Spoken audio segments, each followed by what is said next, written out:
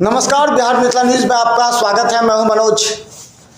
दरभंगा के तमाम उन स्कूलों से हम इस बार रिजल्ट को लेकर के कई सवाल पूछ रहे हैं। ये सवाल हमारे अभिभावकों की भी हैं, क्योंकि एक बड़ी जिम्मेवारी मीडियाकर्मी की होती है, उतनी ही बड़ी जिम्मेवारी स्कूल मैनेजमेंट की है। तो अभिभावकों के हित में हम सवाल पूछ रहे हैं। हम बता दें, आज हम आपको मिला रहे हैं एंजल हाई स्कूल भिगो के प्रिंसिपल शबीहा खानम से। आपका स्वागत है मैम। Thank you.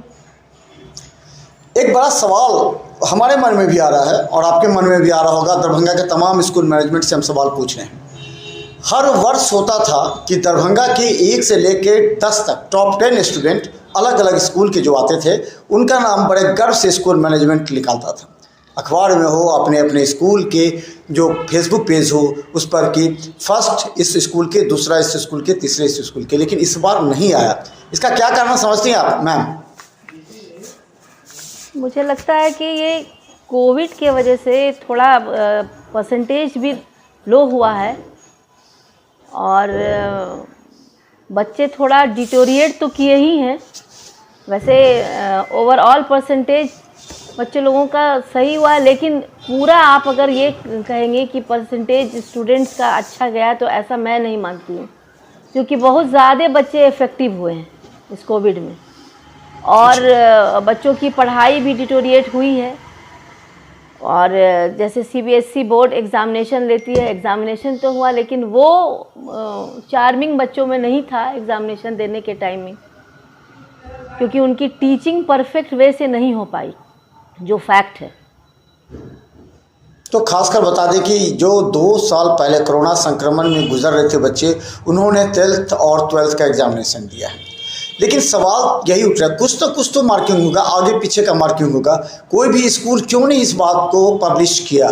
किसी भी अखबार में पहले हर बार आता था, लेकिन क्या इस बार स्कूल की कोई इंटरनल पॉलिसी रही है ताकि हम इसको नहीं दिखाएं जनता के बीच में, अभिभावकों के बीच में? क्योंकि हर बार तो कोई ना कोई स्कूल दिखाता था ही कि इस स्कूल के स्टूडेंट इतने percent first position, second position, top 10 में आए, हमारे स्कूल के गर्व से कहते थे। तो इस बार क्यों नहीं ऐसा हुआ? आप क्या फील कर रही हैं? मतलब कोरोना के अलावा ये तो हो सकता था। इस बार मैं जैसा देखती हूँ कि न्यूज़पेपर को छोड़ सोशल मीडिया पे ज़्यादा लोग आगे आ रहे हैं। फेसबुक पर तो दिया ही है लोगों ने, मैंने तो देखा है कुछ फेसबुक पर, या उनका जो भी इंस्टाग्राम हो या उनका जो भी एक साइट हो उस पर उन लोगों ने दिया है। और न्यूज़पेपर पे तो आप सही कह रहे हैं कि मैंने भी नहीं देखा है न्यूज़पेपर पर। सोशल मीडिया ही आजकल एक बहुत अच्छी मीडिया हो गई है एडवर्टीज़मेंट या अपना इंफॉर्मेशन पहुंचाने के लिए। अच्छा मैम, एक बड़ा सवाल अभिभावकों का हम कहने जा रहे हैं कि हर स्कूल का यह दायित्व बनता था कि कोरोना संक्रमण से उबरने के बाद, जैसे आपने कहा कि रिजल्ट खराब हुआ पहले की अपेक्षा, तो क्या एक्स्ट्रा क्लासेस उन कमज़ोर बच्चों को कोई स्कूल लिया? कई स्कूलों से हमने सवाल पूछा तो वो खामोश हो गए। उन्होंने कहा कि नहीं, सबको समान से पढ़ाते हैं। लेकिन कई स्कूल ऐसे थे जिन्होंने अपने बच्चों को, जो कमज़ोर बच्चे हैं, उनको मजबूती के लिए अपने क्लास टीचर से अलग जो है सब क्लास की व्यवस्था की, उन्हें अलग क्लास लेकर के उन्हें मजबूत करने का प्रयास किया। आप इसको कितना अपने स्कूल में इसको कर पाई, या फिर इसको कितना सही मानती हैं आप? नहीं, एक्स्ट्रा क्लासेस तो ये समझ लीजिए कि हम लोग हमेशा से देते आए हैं, कोरोना ही की वजह से नहीं। इससे पहले भी हम लोगों ने एक्स्ट्रा क्लासेस दिया है और हम लोगों का रिज़ल्ट बेहतर हुआ है। तो एक्स्ट्रा क्लासेस एक बहुत बड़ा वाइटल रोल प्ले करता है। और क्लास ही नहीं, मैंने तो टेस्ट भी लिया है बच्चों का। मैं 1 मंथ रखती हूँ, टेस्ट पे देती हूँ कि बच्चों को हर एंगल से टेस्ट लिया जाए और उनको बेहतर बनाने के लिए हम इस पर वर्क करते हैं। और हमारी मैनेजमेंट करती है, हमारी जो टीम है, टीचर्स टीम, फैकल्टी, इस पर बहुत मेहनत हम लोग करते हैं। उसी का रिज़ल्ट है कि हमारा रिज़ल्ट भी अच्छा होता है हर बार। अच्छा, पहले आप अपना रिजल्ट को थोड़ा क्लियरिफाई कीजिए जनता के सामने। कितने छात्र 10th और कितने 12th में शामिल हुए और उनका रिजल्ट कितना रहा, और सबसे अधिक कितना आपके स्कूल में आया? हाँ, हमारे 10th में 144 स्टूडेंट्स अपीयर हुए और 100% रिज़ल्ट रहा इसमें। सारे बच्चों ने पास किया। 12th में अराउंड 65 स्टूडेंट थे हमारे और उनका भी रिज़ल्ट बेहतर रहा है। 10th में स्टूडेंट्स को 100% भी आया है मैथ्स में। ये मुझे अच्छा लग रहा है बताने में कि 100 आउट ऑफ 100 बच्चों ने लाया है। हमारे यहाँ उर्दू, हिंदी, संस्कृत सारे सब्जेक्ट्स होते हैं। उर्दू में 99% बच्चे लाए हैं, स्कोर किया है मार्क्स।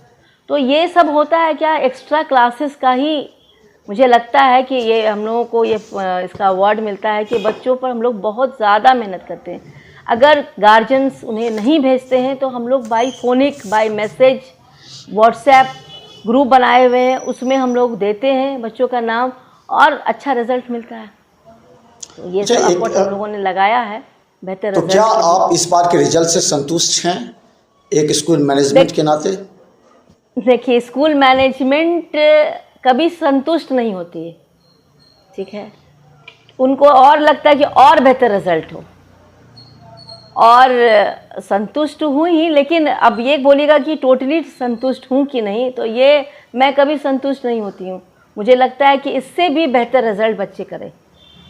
अच्छा, एक सवाल है कि हमने देखा है कि कई स्कूल इन डिसिप्लिन को मायने नहीं रखते और ये अभिभावकों के लिए पहली पसंद बन जाती है। इसीलिए आप देख रहे होंगे कि अब कॉर्पोरेट स्कूल खुलते जा रहे हैं दरभंगा में, और आश्चर्य की बात है वो गार्जियन जो पेयर हैं जो चाहते हैं कि हम पैसे देंगे लेकिन हमें अच्छा इन्वायरमेंट चाहिए, डिसिप्लिन चाहिए और एक्स्ट्रा करिकुलम एक्टिविटीज़ के अलावा उनके इंग्लिश स्पोकन पर ध्यान दिया जाए। तो क्या मानती हैं कि इस तरह की व्यवस्था से कई स्कूल अब दूर हो रहे हैं क्योंकि उनका ध्यान स्कूल एजुकेशन पर नहीं, ध्यान के स्कूल के कमाए हुए पैसे से बिजनेस पर ध्यान हो रहा है? तो क्या लगता है ऐसे में दरभंगा का जो एजुकेशन है वो डिटोरिएट हो रहा है, इस बात को आप मानती हैं? देखिए, आपने पहले पूछा डिसिप्लिन, तो डिसिप्लिन एक बहुत बड़ा वाइटल रोल प्ले करता है स्कूल के अंदर में, और एंजल हाई स्कूल हमेशा से माना गया है डिसिप्लिन। हमारे स्कूल्स के बच्चे ऑलवेज डिसिप्लिन रहते हैं। इसके लिए हमने क्या किया है और इस बार और इंट्रोड्यूस किया है कि हर इस क्लास में कैमरा तो होता ही था, और मैंने वरांडे पर भी पूरा सिस्टम लगाया है, स्पीकर सिस्टम। मैं यहाँ से व्यू करती हूँ कैमरा पे, और उसमें अगर बच्चे कोई डिस्टर्बेंस क्लास में करते हैं तो मैं यहाँ से थ्रू माइक उनको कॉल करती हूँ and they are punish for that. और उसके अलावा भी मैं टीचर्स पर भी बहुत कड़ा नज़र रखती हूँ कि वो कैसा प्ले कर रहे हैं क्लास में, कैसे मैनेजमेंट है उनका, क्या है। मुझे इस पर बहुत ध्यान रखना पड़ता है, क्योंकि अगर टीचर्स बेहतर नहीं होंगे तो बच्चे को पढ़ाएंगे क्या। तो बेसिकली डिसिप्लिन बहुत बड़ी चीज़ है, और स्कूल में अनलेस एंड अनटिल डिसिप्लिन अगर नहीं होगा तो कभी भी रिज़ल्ट क्या, कुछ भी अच्छा नहीं होगा। तो मुझे लगता है कि डिसिप्लिन पर हमें बहुत फोकस देना चाहिए। अच्छा, क्लास टीचर फीडबैक बहुत इम्पॉर्टेंट है क्योंकि स्टूडेंट्स जो क्लास में एक्टिविटीज़ करते हैं, कई क्लास टीचर इससे अपने तक सीमित रह जाते हैं। वो स्कूल मैनेजमेंट, डायरेक्टर, प्रिंसिपल से नहीं बोलते हैं, जिसका खामियाजा बाद में भुगतना पड़ता है और गार्जियन ही उल्टे स्कूल पर चढ़ जाते हैं। तो क्या एक क्लास टीचर को फीडबैक हर स्टूडेंट का देना चाहिए? क्या आपके स्कूल में देते हैं जिससे स्कूल का एनवायरनमेंट के साथ जो डिसिप्लिन है वो पूरी तरह मेंटेन हो सके? नहीं, ये तो टीचर्स तो फीडबैक देते ही हैं, और स्टूडेंट्स भी टीचर्स का फीडबैक देते हैं कि कौन से टीचर्स कैसा पढ़ा रहे हैं, वो मैं लेती हूँ स्टूडेंट से भी। तो टीचर्स तो फीडबैक देंगे ही, और ओवरऑल हमारे यहाँ मैनेजमेंट कमेटी जो है वो भी देखती है, और मैं ओवरऑल पूरी नज़र रखती हूँ इस पर, क्योंकि मैं अगर जी बोलिए।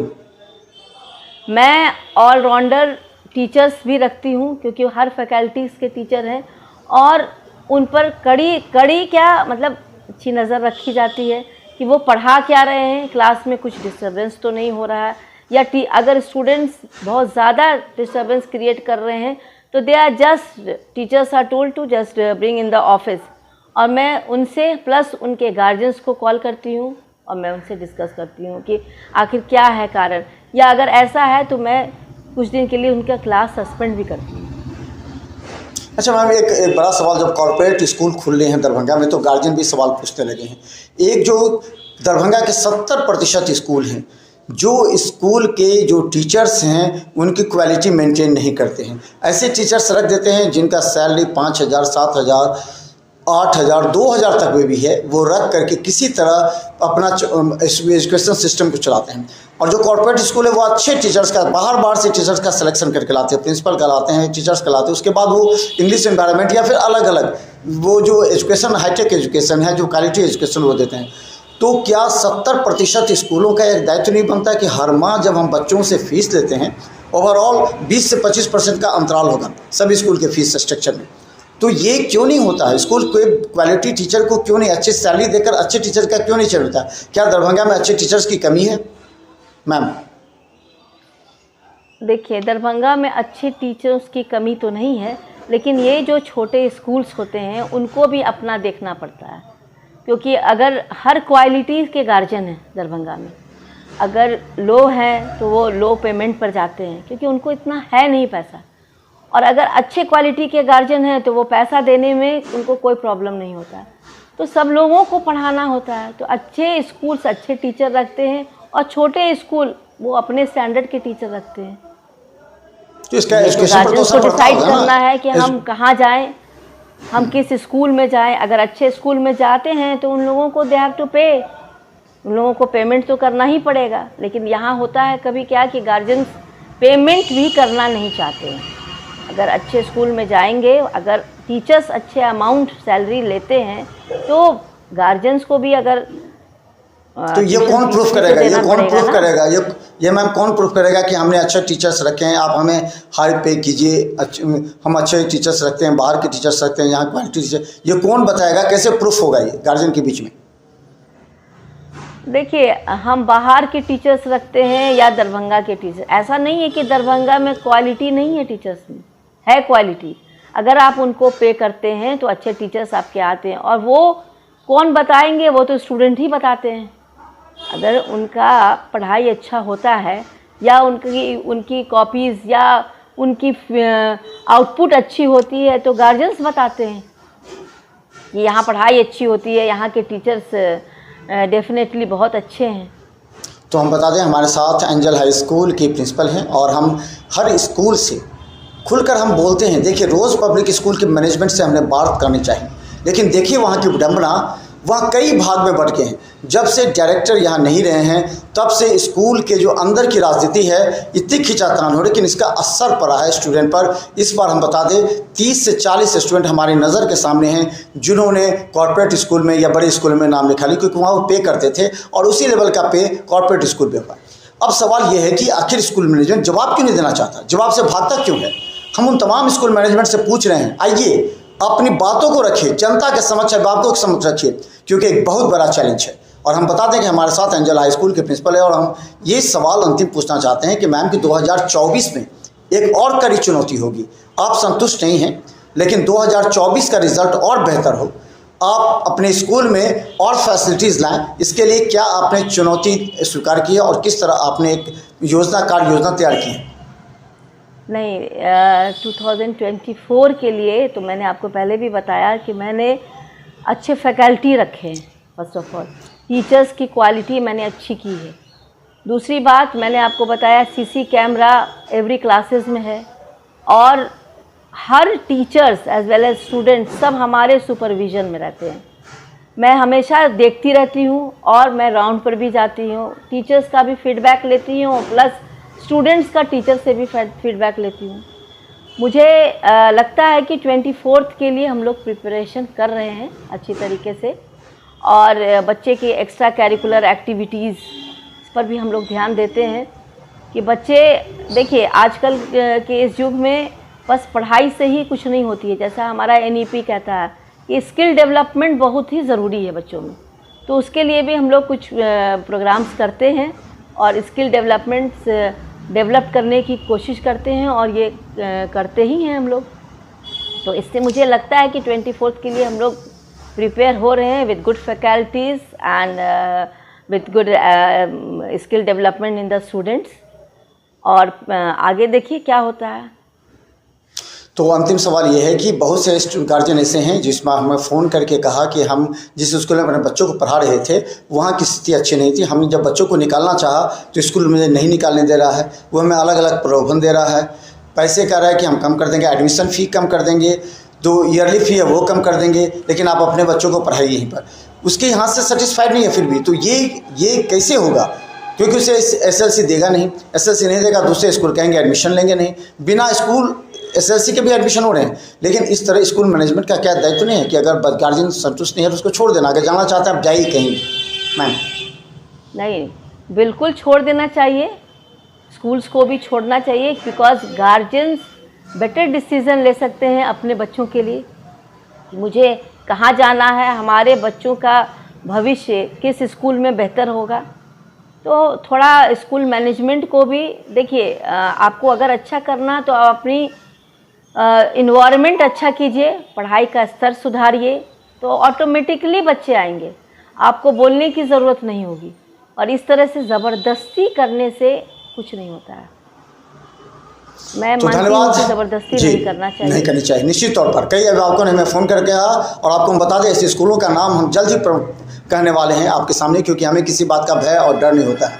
अगर अभिभावकों की समस्या है तो एक मीडिया कर्मी का कर्तव्य बनता है कि उनकी समस्या को रखे, और हर स्कूल से हर माह हम 1-2 इंटरव्यू बच्चों का भी चलाएंगे और स्कूल मैनेजमेंट का भी, ताकि आप पूरे साल देखिए। क्योंकि इतनी जल्दी डिसीजन ले लेते हैं आप उनके प्रलोभन से कि बाद में 1 महीना के बाद आपको लगता है कि हम फंस गए, बाद में आप फ़ोन करते फिर बच्चे को निकालने का प्रयास करते हैं, फिर आप फंसे रह जाते हैं। हम चाहते हैं अच्छी एजुकेशन के लिए, क्वालिटी एजुकेशन के लिए आप पूरे माह हर स्कूल के एक्टिविटीज़ को जांच कीजिए, स्कूल के गेट के बाहर आकर के वहाँ के बच्चों के डिसिप्लिन देखिए, बच्चों से पूछिए किस तरह की पढ़ाई है, क्या इंग्लिश स्पोकन है और सब्जेक्ट पर ध्यान दिया जा रहा है नहीं दिया जा रहा है। तो इन सब बातों को देखेंगे तो आप अभिभावक कभी फंसेंगे नहीं, और हमारे नैतिक दायित्व बनता है कि आपको सही जानते हैं। जी मनोज जी, मैं कहना चाहूँगी कि हमारे यहाँ भी बच्चे जब आते हैं टेस्ट देने एडमिशन्स के टाइम में, तो उनके जब हम प्रीवियस क्लासेस के रिज़ल्ट देखते हैं तो बहुत अच्छे 90%, 92% होते हैं। तो जब ये यहाँ टेस्ट देते हैं तो मुझे ये फील होता है, मैं गार्जियंस को भी रिज़ल्ट दिखाती हूँ, कॉपी दिखाती हूँ टेस्ट पेपर, कि देखिए आपके बच्चों ने क्या किया है। तो उनका यही कहना रहता है कि मैम ये देखिए मैंने इस स्कूल में पढ़ाया, उसको तो 90% मार्क्स आ रहा है, तो आपने जब टेस्ट लिया तो उसका क्यों इतना बिलो है। तो ये सब भी कुछ होता है, और इसका रिज़ल्ट ये होता है कि मैं तो यही कहूँगी कि गार्जियंस को खुद देखना चाहिए कि मेरे बच्चे क्या हैं, उनके रिज़ल्ट पे नहीं जाना चाहिए, क्या आउटपुट दे रहे हैं, क्या दे रहे हैं, उनको क्या समझ में आता है, वो खुद गार्जियंस को ही डिसीजन लेनी होती है। क्योंकि आजकल गार्जियंस बिजी हो गए, बहुत बिजी हो गए, बच्चों को उनको थोड़ा सा देखना चाहिए अब खुद से भी, तभी वो डिसीज़न ले सकेंगे कि हमारे बच्चे किसी भी स्कूल में जाते हैं वो पढ़ते क्या हैं, उनकी कॉपी वर्क क्या है, कॉपी में जो टीचर्स ने चेकिंग किया है वो कैसी है, तब डिसीज़न वो अच्छे से लें। ये नहीं कि 1 मंथ के लिए गए फिर वहाँ पर से रिटर्न आ गए, ये ठीक नहीं है, वो ठीक नहीं है, वो स्कूल अच्छा नहीं है। तो पहले आप ठीक से समझ बूझ लें, और जो भी बच्चे पढ़ते हैं उस स्कूल में उनसे भी थोड़ा व्यू लें कि कैसा है वो स्कूल।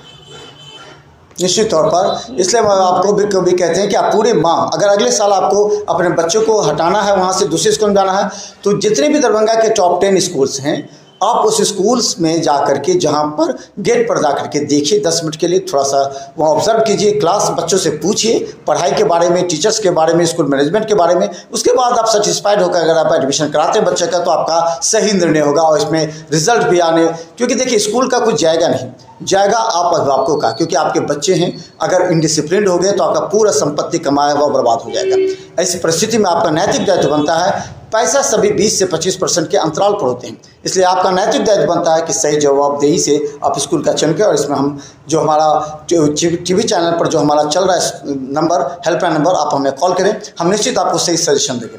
धन्यवाद मैम, धन्यवाद। Thank you.